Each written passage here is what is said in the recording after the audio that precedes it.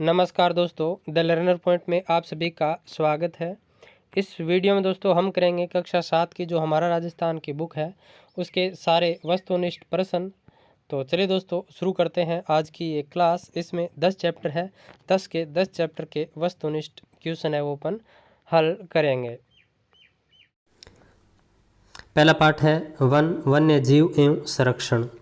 तो पहला क्वेश्चन देखिए, राजस्थान राज्य के कुल क्षेत्रफल का लगभग रिक्त स्थान है आगे भाग वन क्षेत्र है, यानी राजस्थान राज्य के कुल क्षेत्रफल का लगभग कितवां भाग वन क्षेत्र है? 9वां भाग, 10वां भाग, 11वां भाग या 12वां भाग? तो राजस्थान अध्ययन के अकॉर्डिंग इसका राइट आंसर हो जाएगा 10वां भाग। नेक्स्ट क्वेश्चन देखिए आपके सामने स्क्रीन के ऊपर ये रहा। क्वेश्चन ये है कि निम्न में से कौन सा सुमेलित है? तो देखिए ये 3 दे रखे हैं, नीचे इनके युग्म बनाए हुए हैं। तो देखिए आरक्षित वन, पशु चराने व लकड़ी काटने पर प्रतिबंध नहीं, यानी जो आरक्षित वन है उसमें जो पशु चराने और लकड़ी काटने पर प्रतिबंध नहीं होता है। सुरक्षित वन देखिए सरकारी नियंत्रण में होते हैं, पर्यावरण की दृष्टि से महत्वपूर्ण होते हैं, पशु चराने व लकड़ी काटने की अनुमति नहीं होती। फिर देखिए अवर्गीकृत वन, सरकारी नियंत्रण नियमों के साथ लकड़ी काटने व पशु चराने की अनुमति। तो देखिए इनका अपन मिलान करते हैं। आरक्षित वन हो जाएगा 2 वाला ऑप्शन, यानी आरक्षित वन होते हैं वो सरकार के नियंत्रण में होते हैं, पर्यावरण की दृष्टि से महत्वपूर्ण होते हैं, पशु चराने व लकड़ी काटने की अनुमति इनमें नहीं होती। फिर देखिए सुरक्षित वन है उसमें दोस्तों ये भी सरकार के नियंत्रण में होते हैं, नियमों के साथ लकड़ी काटने में पशु चारण की अनुमति होती है। अवर्गीकृत वन वो होते हैं जहाँ पशु चराने व लकड़ी काटने पर प्रतिबंध नहीं होता। तो इसका राइट आंसर हो जाएगा डी वाला ऑप्शन। अगला क्वेश्चन ये है कि निम्न में से उष्णकटिबंधीय कंटीले वन की विशेषता नहीं है। निम्न में से उष्णकटिबंधीय कंटीले वन की विशेषता नहीं है। ये वन बीकानेर, चूरू, जैसलमेर, बाड़मेर, नागौर, जोधपुर, सीकर, झुंझुनू, जालोर आदि जिलों में मिलते हैं। फिर देखिए मुख्य वृक्ष इसके अंतर्गत रोहिड़ा, खेजड़ी, धोकड़ा, बेर, बबूल, सागवान, केर, नीम आदि आते हैं। फिर देखिए इन वनों को मरुद्भिद वन कहते हैं, यानी उष्णकटिबंधीय कंटीले वन हैं, इन्हें मरुद्भिद वन भी कहते हैं। इसमें देखिए दोस्तों रोहिड़ा राज्य पुष्प है वो इसी के अंतर्गत यानी उष्णकटिबंधीय कंटीले वन की श्रेणी में आता है। सेवण घास जो कि अत्यधिक पौष्टिक होती है जैसलमेर जिले में पाई जाती है। तो इसमें से कौन सी विशेषता नहीं है? तो इसमें देखिए दोस्तों जो ये वाली है मुख्य वृक्ष, रोहिड़ा बिल्कुल सही है, खेजड़ी भी सही है, धोकड़ा भी सही है, बेर भी सही है, बबूल भी सही है, केर भी सही है, नीम भी सही है, लेकिन सागवान यहाँ पर है वो नहीं मिलता। तो इसमें बी वाली जो विशेषता है वो गलत हो जाएगी, क्योंकि सागवान के जो वन है वो दोस्तों कहाँ पर मिलते हैं? इसका राइट आंसर क्या हो जाएगा? ये मिलते हैं सागवान के वन उष्णकटिबंधीय शुष्क पतझड़ वन के अंतर्गत। तो इसमें ये पाए जाते हैं सागवान, बरगद, तेंदू, सालर, महुआ, गुल्लर, धोक, ढाक, साल, सीताफल, बांस, आंवला, आम, नीम, शीशम आदि। पेज नंबर 3 पर ये दे रखा है। फिर अर्ध उष्णकटिबंधीय सदाबहार वन है, उसमें आम, बांस, सागवान ये इसी के अंतर्गत भी आते हैं। अगला क्वेश्चन देखिए आपके सामने स्क्रीन के ऊपर ये रहा। क्वेश्चन ये है कि उष्णकटिबंधीय शुष्क पतझड़ वन जिन्हें मानसूनी वन भी कहते हैं किन जिलों में नहीं पाए जाते? उष्णकटिबंधीय शुष्क पतझड़ वन जिन्हें मानसूनी वन भी कहते हैं किन जिलों में नहीं पाए जाते? तो देखिए उष्णकटिबंधीय शुष्क पतझड़ मानसूनी वन बांसवाड़ा, डूंगरपुर, उदयपुर, चित्तौड़गढ़, कोटा, बारा, सी वाला झालावाड़, अलवर, अजमेर, डी वाला जयपुर, सवाई माधोपुर, नागौर। तो देखिए दोस्तों उष्णकटिबंधीय जो शुष्क पतझड़ वन है वो किन जिलों में नहीं पाए जाते? इसका सही उगम आप जल्दी से बताइए।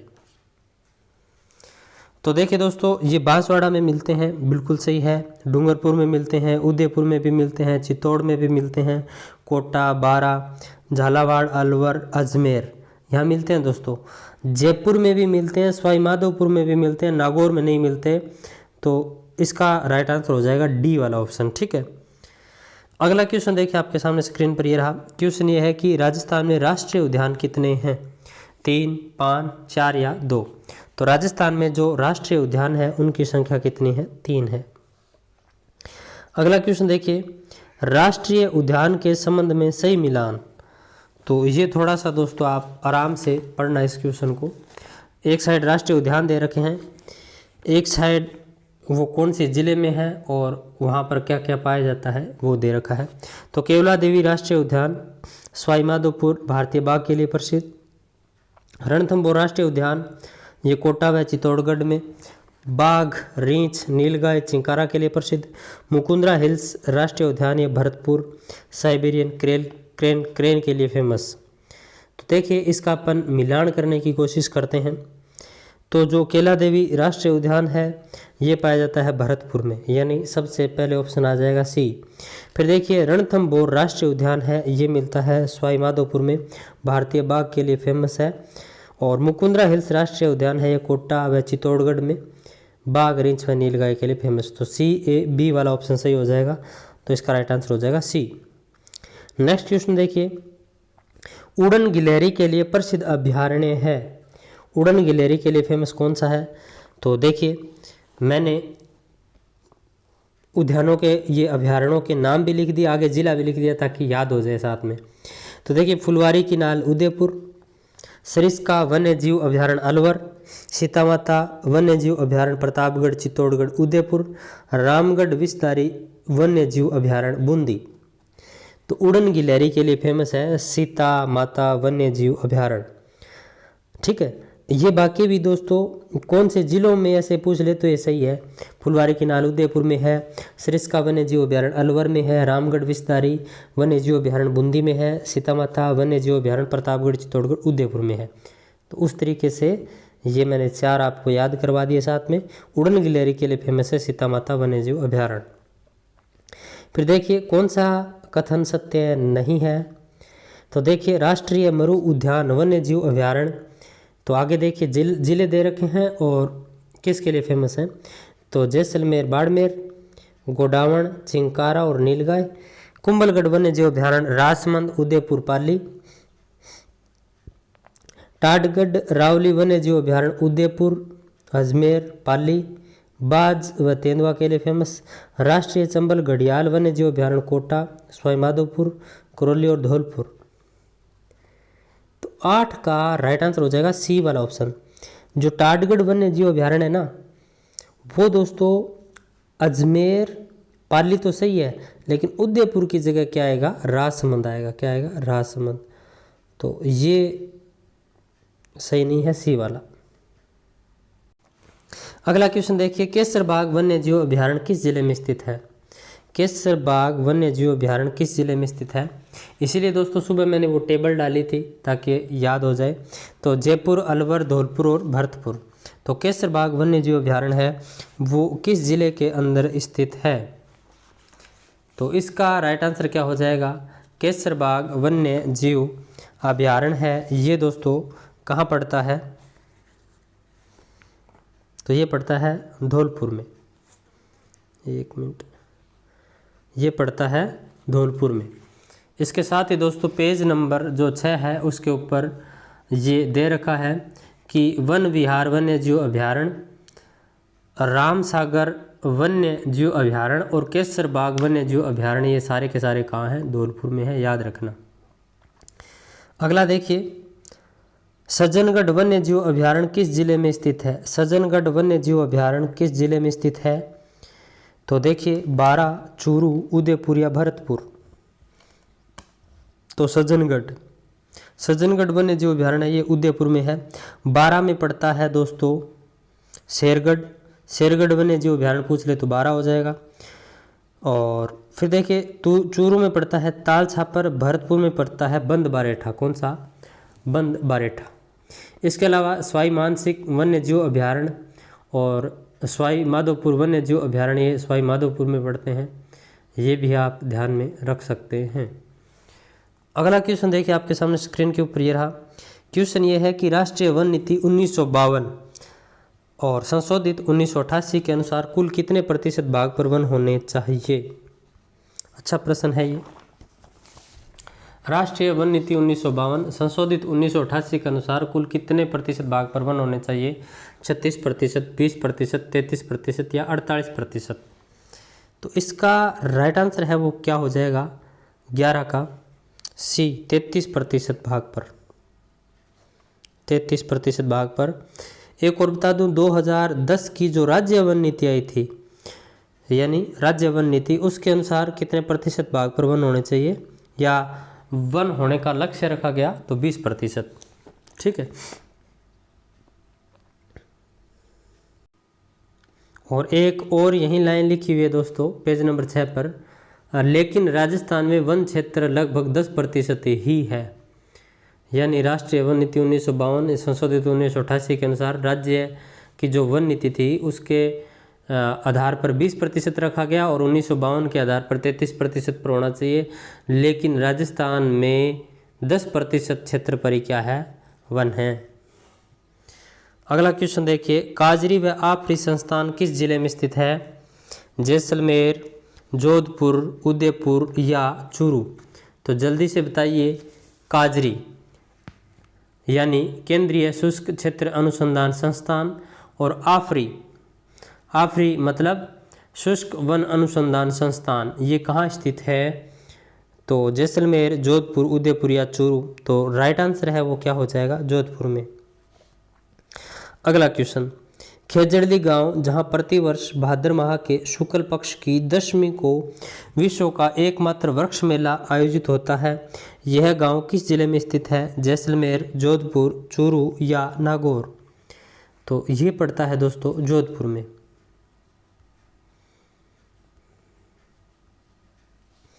अगला क्वेश्चन यानी लेसन नंबर 2 आ गया दोस्तों, खनिज एवं ऊर्जा संसाधन। तो देखिए, निम्न को सुमेलित करो, ये रीट 2021 में पूछा गया प्रश्न है और टेबल मैंने भेजी भी थी आपको। तो देखिए, सीसा, जस्ता, विद्युत तार यानी उपयोग, तांबा, उर्वरक, जिप्सम, सिरेमिक, वोलेस्टोनाइट, बैटरी अमल। तो इसका मैं डायरेक्ट आपको राइट उत्तर ही बताऊंगा, डी वाला ऑप्शन है वो राइट हो जाएगा। यानी सीसा जस्ता है वो बैटरी अमल, तांबा है वो हो जाएगा विद्युत तार, फिर देखिए 3 का हो जाएगा बी, जिप्सम एक उर्वरक है, फिर देखिए वोलेस्टोनाइट इसका हो जाएगा सिरेमिक। अगला क्वेश्चन, निम्न में से असुमेलित है। तो इधर खान दे रखे हैं, इधर संबंधित जिले दे रखे हैं, ये थोड़ी सॉरी, इधर खनिज दे रखे हैं, इधर जिले दे रखे हैं। तो सीसा, जस्ता, जावर, उदयपुर, राजसमंद और भीलवाड़ा। फिर देखिए तांबा, खेतरी, झुंझुनू, अलवर और सीकर, रॉक फॉस्फेट, उदयपुर, जैसलमेर, बांसवाड़ा और जयपुर, वोलेस्टोनाइट, सिरोही, अजमेर और जैसलमेर।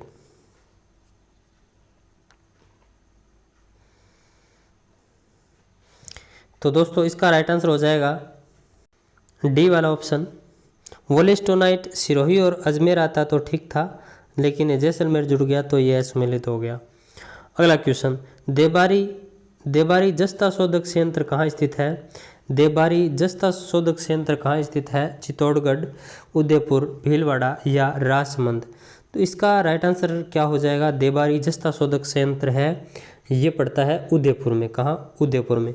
एक और यही दोस्तों आपसे प्रश्न पूछ लेता कि सीसा जस्ता शोधक संयंत्र कहाँ स्थापित है। सीसा जस्ता शोधक संयंत्र कहाँ स्थित है। तो चित्तौड़गढ़ में है। चित्तौड़गढ़ में जगह पूछ लेता तो चंदेरिया, ठीक है, चंदेरिया। अगला क्वेश्चन, धात्विक खनिज समूह की पहचान कीजिए। धात्विक खनिज समूह की पहचान कीजिए। ये दोस्तों पीछे से मैंने प्रश्न उठाया, सीसा, तांबा, लोहा, सीसा, संगमरमर, जिप्सम, तांबा, मैग्नीज, चूना पत्थर, और फिर देखिए ग्रेनाइट, तांबा और अब्रक। तो इसका राइट आंसर क्या हो जाएगा, 17 का ए वाला ऑप्शन, सीसा, तांबा और लोहा। फिर देखिए बाड़ला या बढ़ला भी बोलते हैं अपन, भाड़ला देश का सबसे बड़ा सोलर पार्क कहाँ स्थापित किया गया है। बाड़मेर, जैसलमेर, जोधपुर या जालौर। तो बढ़ला दोस्तों ये किया गया है, जल्दी से आप बताइए बढ़ला। जोधपुर में। अगला क्वेश्चन, रावत भाटा परमाणु ऊर्जा संयंत्र देश का दूसरा परमाणु ऊर्जा संयंत्र है, कहाँ स्थापित है? जोधपुर, जैसलमेर, चित्तौड़गढ़ या कोटा। तो रावत भाटा परमाणु ऊर्जा संयंत्र देश का दूसरा परमाणु विद्युत संयंत्र है, ये कहाँ स्थित है? तो चित्तौड़गढ़ में। पहला आपसे पूछ ले तो तारापुर महाराष्ट्र में स्थित है। अगला क्वेश्चन यह है कि निम्न में से कौन सा एक खनिज तेल क्षेत्र से संबंधित नहीं है? निम्न में से कौन सा एक खनिज तेल क्षेत्र से संबंधित नहीं है? तो देखिए, सादेवाला जैसलमेर, बाघेवाला बीकानेर, ऐश्वर्या मंगला बीकानेर, रामगढ़ जैसलमेर। तो देखिए दोस्तों, इसका राइट आंसर हो जाएगा डी, रामगढ़ जैसलमेर। देखिए, खनिज तेल क्षेत्र से संबंधित सादेवाला जैसलमेर सही है, बाघेवाला बीकानेर सही है, ऐश्वर्या और मंगला बीकानेर सही है। रामगढ़ जो जैसलमेर है, अंता 12 है और धौलपुर, ये प्राकृतिक गैस विद्युत गृह से संबंधित हैं, तो ये आप ध्यान में रखना। अगला क्वेश्चन देखिए, क्वेश्चन ये है कि राजस्थान में किस प्रकार का कोयला पाया जाता है? एंथ्रेसाइट, बिटुमिन, लिग्नाइट या पीट। तो राजस्थान में किस प्रकार का कोयला पाया जाता है? एंथ्रेसाइट नहीं, लिग्नाइट। राजस्थान में किस प्रकार का कोयला पाया जाता है? तो लिग्नाइट प्रकार का। अब देखिए, नीचे कुछ पॉइंट लिखे हैं जिससे वहाँ का पूरा मैटर क्लियर हो जाए। सर्वश्रेष्ठ प्रकार का कोयला कौन सा है? एंथ्रेसाइट। फिर देखिए, कोयला है वो पलाना, बरसिंगसर बीकानेर, कपूरडी बाड़मेर, मेड़ता रोड नागौर, जैसलमेर में मिलता है। राजस्थान का पहला super thermal power station Suratgarh Ganganagar में स्थापित किया गया। कोटा, काली सिंध, झालावाड़, छबड़ा, बारा कोयले पर आधारित ताप विद्युत गृह संयंत्र से संबंधित ये क्षेत्र हैं। फिर देखिए, बाड़मेर के गिरल में लिग्नाइट आधारित ताप विद्युत संयंत्र स्थित है। तो बाड़मेर के गिरल में लिग्नाइट आधारित ताप विद्युत संयंत्र स्थित है। लेसन 3 कृषि एवं सिंचाई। क्वेश्चन नंबर 1, निम्न में से कौन सा एक प्राथमिक व्यवसाय है? निम्न में से कौन सा एक प्राथमिक व्यवसाय है? व्यापार, दुग्ध उद्योग, कृषि या विनिर्माण उद्योग। तो इसका सही उत्तर हो जाएगा कृषि। अगला प्रश्न देखिए, प्रश्न ये है कि निम्न में से कौन सा युग्म गलत है? निम्न में से कौन सा युग्म है वो गलत है? तो देखिए, इधर प्रकार, फिर फसलें, फिर समय और समय फिर कटाई का दे रखा है। तो रबी फसलें हैं इसमें गेहूं, सरसों, चुकंदर, चना और जौ। समय देखिए, बुआई का अक्टूबर नवंबर और समय कटाई का अप्रैल मई। फिर देखिए, खरीफ की फसल बाजरा, गंवार, मक्का, चावल, मूंग, मोठ, तिल, ज्वार, मूंगफली, कपास, गन्ना। बुआई का समय जुलाई और कटाई का समय अक्टूबर नवंबर। फिर जायद की फसल देखिए, फल, खरबूजा, तरबूज, ककड़ी। बुआई का समय अप्रैल और कटाई का समय जून। तो इसमें से कौन सा एक गलत है? तो गलत वाला युग्म है ए ऑप्शन। ए में देखिए, फसल का प्रकार बिल्कुल सही है, फसलें भी सही है और ये बुआई का समय है ये भी सही है, लेकिन जो कटाई का समय है वो गलत है। अप्रैल मई नहीं आएगा, मार्च अप्रैल आएगा। अगला प्रश्न देखिए, वाटरमैन या जल पुरुष के नाम से किन्हें जाना जाता है? राजेंद्र सिंह, गुलाब सिंह, हनुमान सिंह या भरत सिंह। तो वाटरमैन या जल पुरुष के नाम से किन्हें जाना जाता है? तो इसका राइट आंसर क्या हो जाएगा? राजेंद्र सिंह को। वाटरमैन के नाम से किसे जाना जाता है? राजेंद्र सिंह को। और इन्हें दोस्तों रमन मैग्सेसे पुरस्कार भी मिला था। अगला क्वेश्चन, राजस्थान में नहरों से कितने प्रतिशत क्षेत्र पर सिंचाई होती है? राजस्थान में नहरों से कितने प्रतिशत क्षेत्र पर सिंचाई होती है? 23%, 30%, 44% या 2%। तो राजस्थान में नहरों से सिंचाई कितने प्रतिशत क्षेत्र पर होती है? तो इसका सही उत्तर है वो हो जाएगा 30%। अगला प्रश्न, राजस्थान में सिंचाई के साधनों में सर्वाधिक सिंचाई किस से होती है? नहरों से, तालाबों से, नलकूपों से या इनमें से कोई नहीं? तो राजस्थान में सिंचाई के साधनों में सर्वाधिक सिंचाई किससे होती है? तो नलकूपों से होती है। अगला प्रश्न देखिए, प्रश्न ये है कि एशिया महाद्वीप का सबसे बड़ा कृषि फार्म किस जिले में स्थित है? एशिया का सबसे बड़ा कृषि फार्म किस जिले में स्थित है? हनुमानगढ़, श्री गंगानगर, बीकानेर या जोधपुर? तो इसका राइट आंसर हो जाएगा श्री गंगानगर, और जगह पूछ ले आपसे तो सूरतगढ़।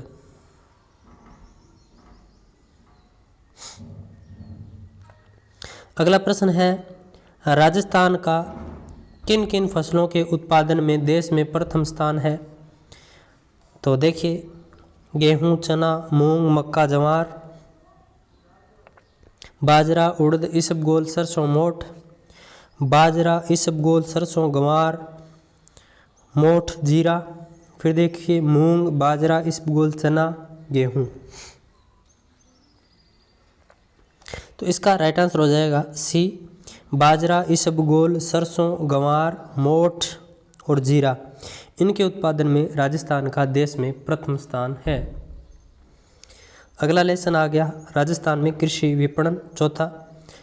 पहला प्रश्न देखिए इसका, यानी 9वां प्रश्न, राजस्थान राज्य कृषि विपणन बोर्ड की स्थापना कब की गई? 1976, 1974, 1964, 1985। तो इसका सही उत्तर हो जाएगा 1974।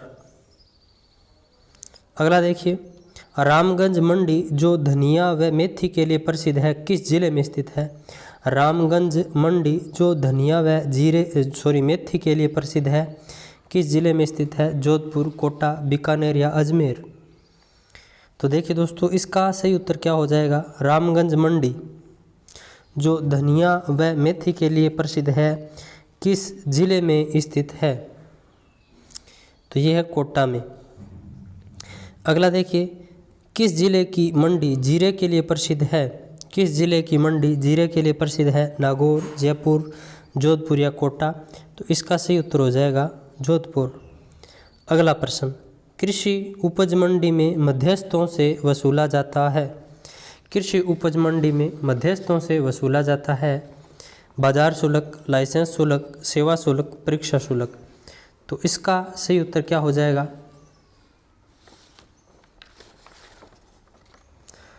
बी वाला ऑप्शन, लाइसेंस शुल्क। अगला प्रश्न, अब पाठ ये 5वां आ गया। इनमें ऐसे ही प्रश्न बन रहे थे, दो 3 बस इस तरह के। तो अगला देखिए, 13 नंबर क्वेश्चन, राजस्थान में पहली सूती वस्त्र मिल की स्थापना कब की गई? 1879, 1869, 1874, 1889?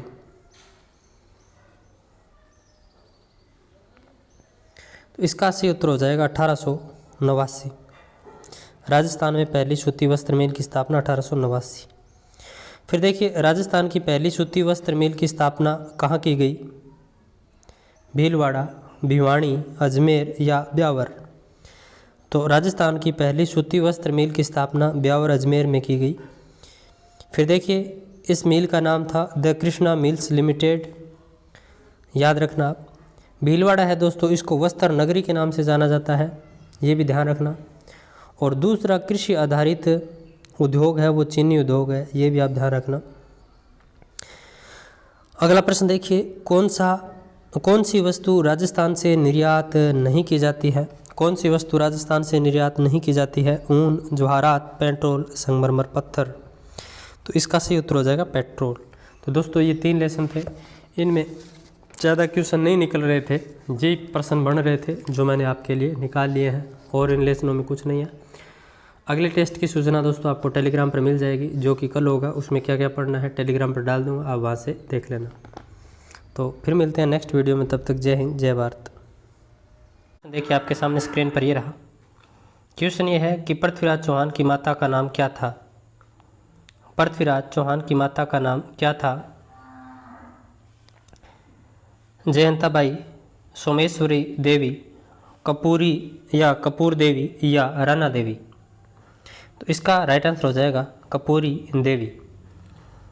अगला क्वेश्चन देखिए, आपके सामने स्क्रीन के ऊपर ये रहा क्वेश्चन यह है कि निम्न में से कौन सा एक पृथ्वीराज चौहान के दरबार में नहीं था, यानी विद्वान है, इनमें से कौन सा एक पृथ्वीराज चौहान के दरबार में नहीं था? विद्यापति गौड़, वागीश्वर, पृथ्वी भट्ट, अखिराज गर्ग। तो इसका सही उत्तर हो जाएगा अखिराज गर्ग, ये थे सूरजमल के दरबार में। अगला क्वेश्चन, महाराणा कुंभा राज सिंहासन पर कब बैठे? महाराणा कुंभा राज सिंहासन पर कब बैठे? 1468 ईस्वी, 1437 ईस्वी, 1433 ईस्वी, 1444 ईस्वी। तो महाराणा कुंभा है वो राज सिंहासन पर कब बैठे? तो 1433। अगला प्रश्न, महाराणा कुंभा ने किस ग्रंथ की रचना नहीं की? महाराणा कुंभा ने किस ग्रंथ की रचना नहीं की? शूड प्रबंध, विश्व वल्लभ, संगीत मीमांसा या संगीत राज। तो इसका राइट आंसर हो जाएगा विश्व वल्लभ। अगला प्रश्न, निम्न में से कौन सी उपाधि कुंभा की नहीं थी? निम्न में से कौन सी उपाधि कुंभा की नहीं थी? हसमत वाला, राय रायन, महाराजाधिराज, दानगुरु। तो इसका सही उत्तर हो जाएगा हसमत वाला, यह हसमत वाला उपाधि मालदेव की थी। अगला प्रश्न, किस दुर्ग का निर्माण कुंभा ने नहीं करवाया?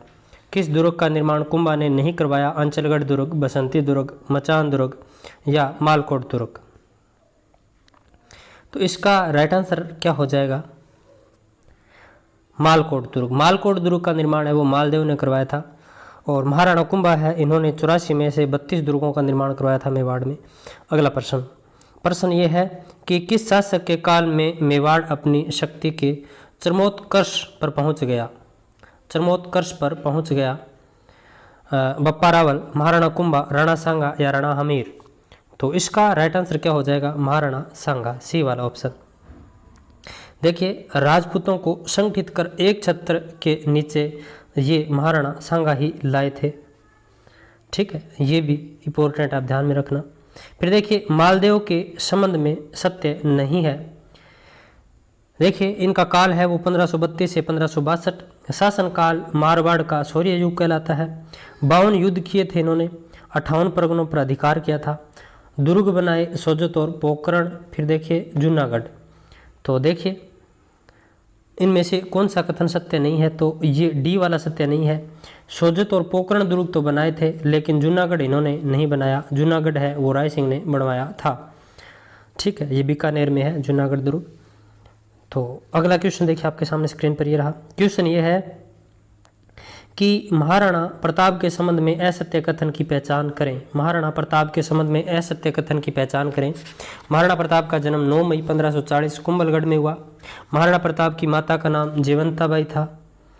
महाराणा प्रताप का राज्याभिषेक 28 फरवरी 1572 को हुआ। महाराणा प्रताप ने सैन्य शक्ति को सुदृढ़ किया।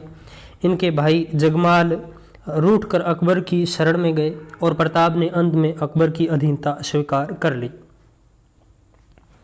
तो देखिए दोस्तों, सारी चीज़ें सही है, लेकिन डी वाला ऑप्शन है वो गलत हो जाएगा।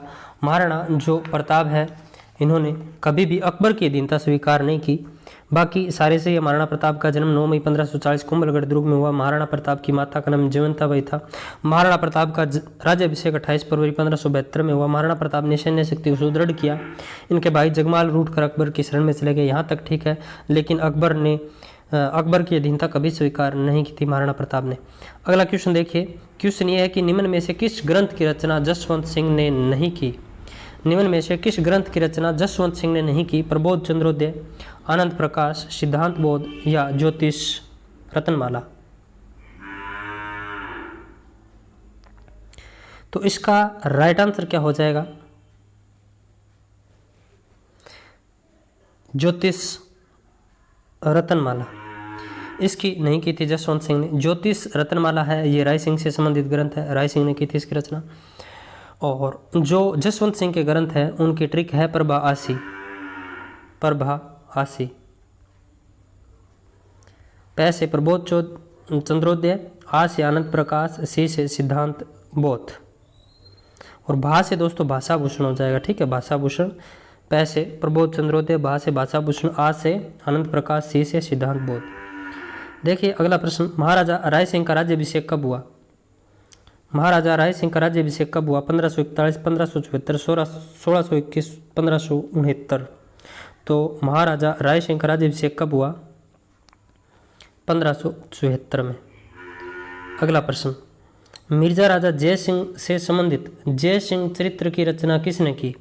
मिर्जा राजा जय सिंह से संबंधित जय सिंह चरित्र की रचना किसने की? कवि बिहारी, राम कवि, कविवर सुदन, कोई नहीं। तो राम कवि। मिर्जा राजा जय सिंह से संबंधित जय सिंह चरित्र की रचना किसने की? राम कवि ने। अगला प्रश्न,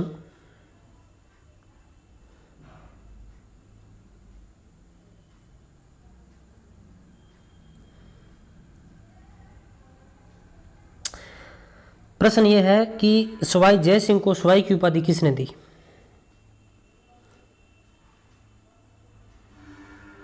सवाई जय सिंह को सवाई की उपाधि किसने दी? शाहजहां, औरंगजेब, जहांगीर या कोई नहीं। तो सवाई जय सिंह को सवाई की उपाधि किसने दी थी? तो औरंगजेब ने। किसने? औरंगजेब ने। फिर देखिए एक ऐसा ही क्वेश्चन आ जाए कि मिर्जा राजा जय सिंह को मिर्जा की उपाधि किसने दी थी? तो हो जाएगा शाहजहां। ठीक है, मिर्जा राजा जय सिंह को मिर्जा की उपाधि किसने दी? शाहजहां ने। सवाई जय सिंह को सवाई की उपाधि औरंगजेब ने। जो मिर्जा राजा जय सिंह थे उन्होंने 3 मुगल शासकों का काल देखा था और उनका जो सैन्य अभियान है उनमें भी गए, जहांगीर, शाहजहां और औरंगजेब तीनों में। औरंगजेब ने मिर्जा राजा जय सिंह को दक्षिण में शिवाजी के विरुद्ध भेजा था। अगला क्वेश्चन देखिए, निम्न को क्वेश्चन अगला देखिए, सवाई जय सिंह का ग्रंथ जय सिंह कारिका किससे संबंधित है? सवाई जय सिंह का ग्रंथ जय सिंह कारिका किससे संबंधित है? खगोल विद्या, दर्शन, ज्योतिष शास्त्र या कोई नहीं। तो सवाई जय सिंह का ग्रंथ जय सिंह कारिका किससे संबंधित है? तो ज्योतिष शास्त्र। अगला प्रश्न, अब पाठ 7वां आ गया, आज़ादी का आंदोलन और राजस्थान। कौन सा किसान आंदोलन पूर्णतः अहिंसात्मक था? कौन सा किसान आंदोलन पूर्णतः अहिंसात्मक था? बूंदी किसान आंदोलन, सीकर किसान आंदोलन, शेखावाटी किसान आंदोलन, बिजोलिया किसान आंदोलन। तो इसका सही उत्तर क्या हो जाएगा? बिजोलिया किसान आंदोलन है, ये पूर्णतः अहिंसात्मक किसान आंदोलन था। फिर देखिए विजय सिंह पथिक ने ऊपरमाल पंच बोर्ड की स्थापना कब की? 1941, 1919, 1917, 1927। तो इसका सही उत्तर क्या हो जाएगा? विजय सिंह पथिक ने ऊपरमाल पंच बोर्ड की स्थापना कब की? 1917। अगला प्रश्न देखिए आपके सामने स्क्रीन के ऊपर ये रहा। क्वेश्चन ये है कि चंवरी कर व तलवार बंदी कर का संबंध किस किसान आंदोलन से है? बूंदी किसान आंदोलन, बिजोलिया किसान आंदोलन, बेगू किसान आंदोलन या कोई नहीं। तो चंवरी कर व तलवारबंदी कर का संबंध किस किसान आंदोलन से है? तो इसका सही उत्तर हो जाएगा बिजोलिया किसान आंदोलन।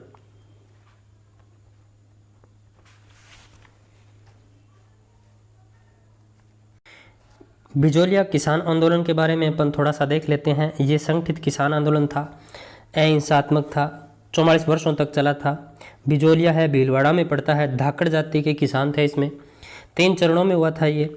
फर्स्ट चरण 1897 से 1914, सेकंड 1914 से 1923, थर्ड है वो 1923 से 1941। 1897 की बात है, शासक था कृष्ण संघ, उसने 84 प्रकार की लाग बाग लगाई थी।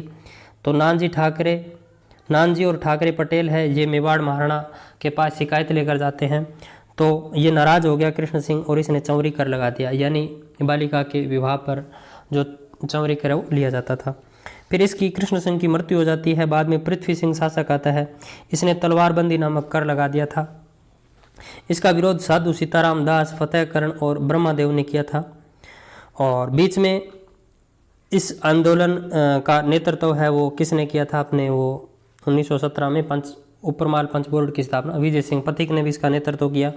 तीसरे चरण में इसका नेतृत्व करने वाले थे दोस्तों, देखिए जमनालाल बजाज ने किया था। और 1941 में मोहन सिंह मेहता ने इसमें क्या करवाया था? समझौता करवाया था। इससे संबंधित महिलाएं थी रमा देवी, अंजना देवी, नारायणी देवी।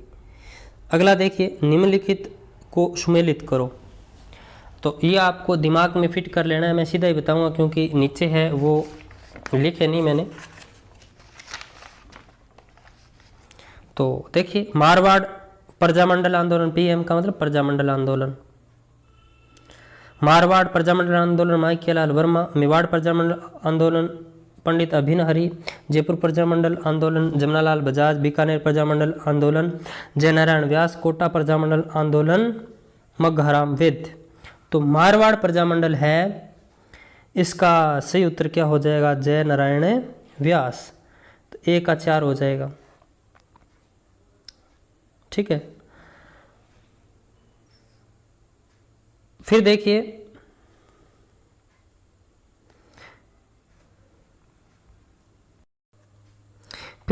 जो मेवाड़ प्रजामंडल है, मेवाड़ प्रजामंडल इसकी माणिक्यलाल वर्मा हो जाएंगे। फिर देखिए जयपुर प्रजामंडल है, इसका हो जाएगा जमनालाल बजाज। बीकानेर प्रजामंडल यानी बाहर बिका महंगा बिका मग्गाराम वेद।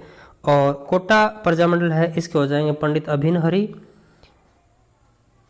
तो ये पूरा ऐसे कंप्लीट हो गया आपका। ठीक है, अगला क्वेश्चन देखिए आपके सामने स्क्रीन पर ये रहा। क्वेश्चन ये है, कुंवर प्रताप सिंह बारठ किस जेल में शहीद हुए? तिहाड़, टाटगढ़, सलूम्बर या बरेली? तो इसका सही उत्तर क्या हो जाएगा? कुंवर प्रताप सिंह बारठ किस जेल में शहीद हुए? तो बरेली में। अगला देखिए, लॉर्ड होर्डिंग पर बम फेंकने रास बिहारी घोष व ठाकुर जोरावर सिंह को पकड़ने के लिए कहाँ की सरकारों ने इनाम की घोषणा की? तो लॉर्ड होर्डिंग पर बम फेंकने वाले रास बिहारी घोष और ठाकुर जोरावर सिंह को पकड़ने के लिए कहाँ की सरकारों ने इनाम की घोषणा की? तो देखिए बंगाल सरकार, कोटा सरकार, बिहार सरकार या बी व सी दोनों? तो कोटा सरकार और बिहार सरकार ने की थी, सही उसका डी हो जाएगा। अगला देखिए, प्रथम महायुद्ध के समय क्रांति की योजना 21 फरवरी 1915 का दिन तय किया था क्रांति का, रास बिहारी घोष के साथ किसने बनाई? यानी दूसरा व्यक्ति कौन था जिसने रास बिहारी घोष के साथ ये योजना बनाई थी क्रांति की? गोपाल सिंह, महेंद्र प्रताप, ये गोपाल सिंह 2 बार आ गया, महेंद्र प्रताप, भूप सिंह, गोपाल सिंह, और यहाँ पर आप तीसरा बाहरट ले लीजिए, आप प्रताप सिंह बाहरट ऐसे कर लीजिए, प्रताप सिंह बाहरट। ठीक है, तो देखिए प्रथम महायुद्ध के समय क्रांति की योजना 21 फरवरी 1915 का दिन तय किया, रास बिहारी घोष के साथ राजा महेंद्र प्रताप थे। भूप सिंह, गोपाल सिंह, ये इनको बाद में क्रांति की पूरी इन्होंने योजना बाद में बनाई थी रास बिहारी घोष और महेंद्र प्रताप, राजा महेंद्र प्रताप। फिर देखिए विजय सिंह पथिक का जन्म किस राज्य में हुआ? तो राजस्थान, बिहार, उत्तर प्रदेश, मध्य प्रदेश। तो विजय सिंह पथिक का जन्म बुलंदशहर उत्तर प्रदेश में हुआ था। इनका नाम भूप सिंह था। 1919 में राजस्थान सेवा संघ की स्थापना की। अगला प्रश्न, अर्जुनलाल सेठी को किन किन भाषाओं का ज्ञान था? तो मैं सीधा इसका उत्तर बताऊंगा, आपके सामने ऑप्शन है, आप देख लीजिए एक बार।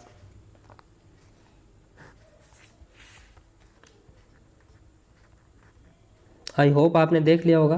तो चलिए इसका मैं राइट उत्तर आपको डायरेक्ट है वो बता देता हूँ। तो इसका राइट उत्तर हो जाएगा सी वाला ऑप्शन। अंग्रेजी, पाली, अरबी, फारसी और संस्कृत का ज्ञान था। फिर देखिए गोविंद गुरु ने संत सभा की स्थापना कब की? 1903, 1883, 1919, 1917। तो गोविंद गुरु ने संत सभा की स्थापना 1883 में की थी। किताब में थोड़ा सही नहीं दे रखा है, वो स्थापना दे रखी है लेकिन वो प्रथम अधिवेशन था। तो गोविंद गुरु ने 1883 में दयानंद सरस्वती से प्रेरणा लेकर के 1883 में संत सभा ये सिरोही में की स्थापना की। प्रथम अधिवेशन 1903 मानगढ़ पहाड़ी पर हुआ, ये बांसवाड़ा में पड़ता है। फिर देखिए जरायम पेशा कानून का संबंध किस जनजाति से है? भील, मीणा, बंजारा या ग्रासिया? तो इसका संबंध है मीणा से। फिर देखिए मारवाड़ लोक परिषद की अध्यक्षता किसने की? मारवाड़ लोक परिषद की अध्यक्षता किसने की? भंवरलाल सराफ, जमनालाल बजाज, बलवंत सिंह मेहता या कोई नहीं? तो मारवाड़ लोक परिषद की अध्यक्षता किसने की थी? तो इसका राइट आंसर हो जाएगा डी, इनमें से कोई नहीं, क्योंकि रणछोड़ दास गट्टारी ने की थी। अगला प्रश्न देखिए, प्रश्न ये है कि बेगू किसान आंदोलन का नेतृत्व किसने किया? रामनारायण चौधरी, विजय सिंह पथिक, माणिक्यलाल वर्मा या इनमें से कोई नहीं? तो इसका हो जाएगा बेगू किसान आंदोलन का नेतृत्व किसने किया? रामनारायण चौधरी ने। नमस्कार दोस्तों, द लर्नर पॉइंट में आप सभी का स्वागत है। दोस्तों हम लोग कर रहे थे कक्षा 7 की जो हमारा राजस्थान की बुक है उसके टेस्ट पेपर। आज दोस्तों कक्षा 7 हमारा राजस्थान का अंतिम टेस्ट है, जिसमें पाठ 8, 9 और 10 को शामिल किया गया है। 10वें पाठ में तो दोस्तों कोई प्रश्न नहीं है, लेकिन 8 और 9 में जो प्रश्न बन रहे हैं वो मैं निकाल कर लाया हूँ। तो चलिए टेस्ट शुरू करते हैं। इससे पहले आपसे निवेदन है कि आपने चैनल को सब्सक्राइब नहीं किया तो सब्सक्राइब कर लें, और टेलीग्राम पर दोस्तों पहले ही सूचना दे दी जाती है टेस्ट की, वो आप ज्वाइन कर लें। तो देखिए पहला प्रश्न आपके सामने स्क्रीन के ऊपर ये रहा। प्रश्न ये है कि मध्यकाल में किन शासकों ने सती प्रथा पर रोक लगाने के प्रयास किए? औरंगजेब व गोरी, शाहजहां व मोहम्मद बिन तुगलक, अकबर व मोहम्मद बिन तुगलक, इनमें से कोई नहीं। तो इसका राइट आंसर हो जाएगा मध्यकाल में अकबर और मोहम्मद बिन तुगलक ने प्रयास किए थे सती प्रथा पर रोक लगाने के लिए। अगला प्रश्न देखिए आपके सामने स्क्रीन पर यह रहा। प्रश्न यह है कि राजा राममोहन राय के प्रयासों से लॉर्ड विलियम बेंटिंक ने सती प्रथा पर रोक कब लगाई? राजा राममोहन राय के प्रयासों से लॉर्ड विलियम बेंटिंक ने सती प्रथा पर रोक कब लगाई? 1829, 1929, 1856, 1919। तो इसका राइट आंसर है वो क्या हो जाएगा? 1829 में। अगला प्रश्न देखिए, राजस्थान में कन्यावध पर रोक सबसे पहले किस राज्य ने लगाई? राजस्थान में कन्यावध पर रोक सबसे पहले किस राज्य ने लगाई या रियासत ने लगाई? जयपुर, कोटा, अलवर या इनमें से कोई नहीं? तो कोटा ने लगाई। अगला प्रश्न देखिए, राष्ट्रीय स्तर पर अनमेल एवं बाल विवाह जैसी कुप्रथाओं को रोकने के लिए आवाज उठाई? तो देखिए स्वामी दयानंद सरस्वती, राजा राममोहन राय, बाल मुकुंद बिश्रा, इनमें से कोई नहीं। तो इसका राइट आंसर हो जाएगा स्वामी दयानंद सरस्वती जी ने उठाई थी। फिर देखिए दोस्तों एक फैक्ट है, 10 दिसंबर 1903 में अलवर रियासत ने बाल विवाह और अमेल विवाह के विरोध में कानून बनाए। ये चीज़ भी आप ध्यान में रखना। फिर देखिए दास प्रथा उन्मूलन किस चार्टर एक्ट द्वारा किया गया? दास प्रथा का उन्मूलन किस चार्टर एक्ट द्वारा किया गया? 1813, 1833, 1829 या 1835? तो इसका राइट आंसर हो जाएगा 1833।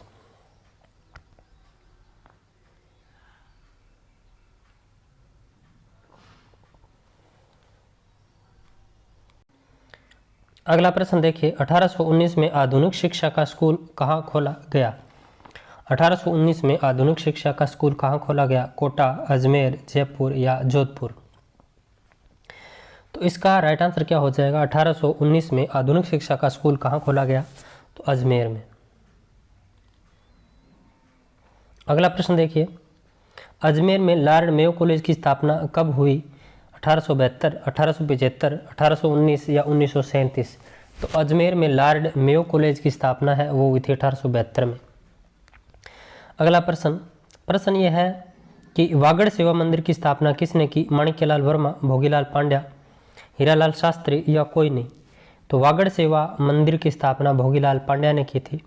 भोगीलाल पांड्या को आदिवासियों का मसीहा, वागड़ के गांधी के नाम से भी जाना जाता है। अगला प्रश्न देखिए, प्रश्न यह है कि निम्न में से कौन सा सुमेलित नहीं है? मामा बालेश्वर जल, जंगल और जमीन आंदोलन चलाया, रतन शास्त्री वंशतली विद्यापीठ की स्थापना की, पंडित जनार्दन राय नागर राजस्थान विद्यापीठ संस्था की स्थापना की, विजय सिंह पथिक जीवन कुटीर संस्था की स्थापना की? तो डी वाला ऑप्शन है दोस्तों, ये गलत हो जाएगा। जीवन कुटीर नामक संस्था है वो हीरालाल शास्त्री जी से संबंधित है। ये रतन शास्त्री हीरालाल शास्त्री की पत्नी ही थी, और वंशतली विद्यापीठ की स्थापना रतन शास्त्री और हीरालाल शास्त्री हो जाएगा क्योंकि वो उनकी पत्नी थी। ठीक है, तो इसका डी वाला ऑप्शन है वो गलत हो जाएगा। फिर देखिए 9वां लेसन, संविधान निर्माण में राजस्थान का योगदान। संविधान सभा की पहली बैठक कब हुई थी? 11 दिसंबर 1946, 9 दिसंबर 1946, 14 दिसंबर 1946 या इनमें से कोई नहीं? तो 9 दिसंबर 1946 को संविधान सभा की पहली बैठक हुई थी और अस्थायी अध्यक्ष बनाए गए थे सच्चिदानंद सिन्हा। ये चीज़ आप ध्यान में रखना। अगला प्रश्न देखिए, पंडित जवाहरलाल नेहरू ने संविधान सभा के सामने उद्देश्य प्रस्ताव कब पेश किए? पंडित जवाहरलाल नेहरू ने संविधान सभा के सामने उद्देश्य प्रस्ताव कब पेश किया? 13 नवंबर, 13 दिसंबर, 11 दिसंबर या 26 नवंबर? तो 13 दिसंबर 1946।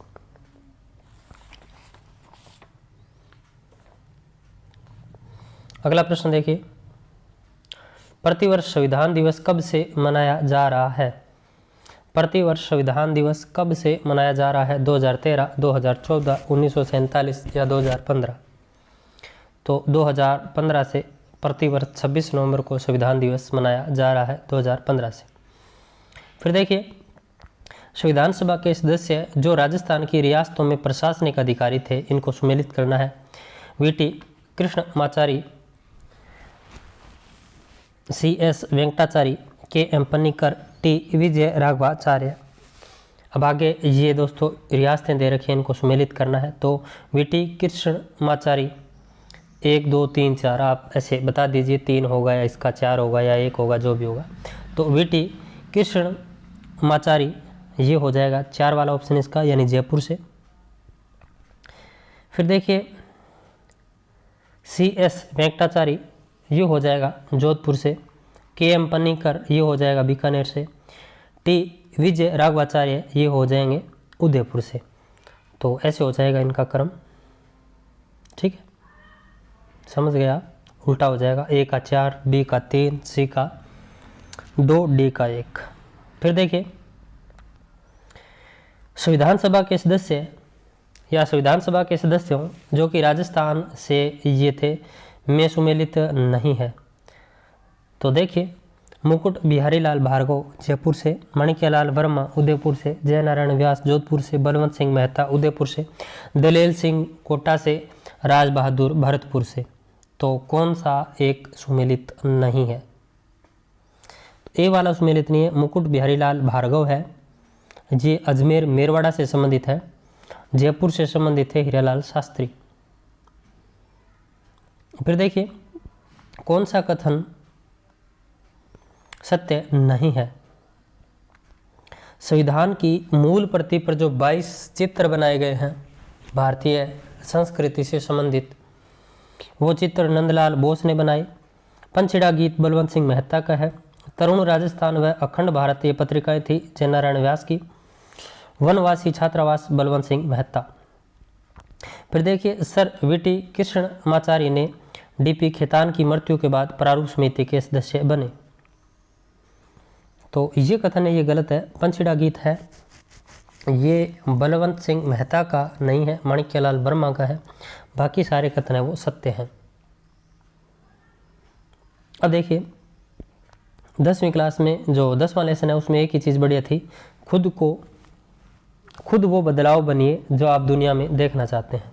खुद वो बदलाव बनिए जो आप दुनिया में देखना चाहते हैं। यानी यदि आप दुनिया में कोई बदलाव देखना चाहते हैं तो पहले खुद में वो बदलाव कीजिए। तो ये दोस्तों 7वीं क्लास है वो कंप्लीट हो गई है। आपको ये टेस्ट कैसे लगते हैं कमेंट बॉक्स में ज़रूर बताना। वीडियो को आप ज़्यादा से ज़्यादा शेयर किया करें।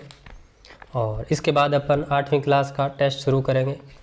देखता हूँ कल का मैं अवकाश रखूँ या कल से ही शुरू करूँ। परसों तो आपका हमारे अतीत जो 6ठी क्लास की किताब है NCERT की, उसका पूरी का टेस्ट है, तो वही की वीडियो अपलोड हो पाएगा क्योंकि 200 के लगभग प्रश्न है उसमें। और एक जो कल टेस्ट बनाया था उसमें एक माइनर मिस्टेक थी, आपको दिखा देता हूँ। ये रास बिहारी घोष नहीं बोस हैं, ठीक है, थोड़ा ध्यान रखना आप, बोस हैं ये थोड़ा लिखने में दोस्तों भूल हो गई मेरे से, तो ये आप ध्यान में रखना। तो फिर मिलते हैं नेक्स्ट वीडियो में, तब तक जय हिंद जय भारत।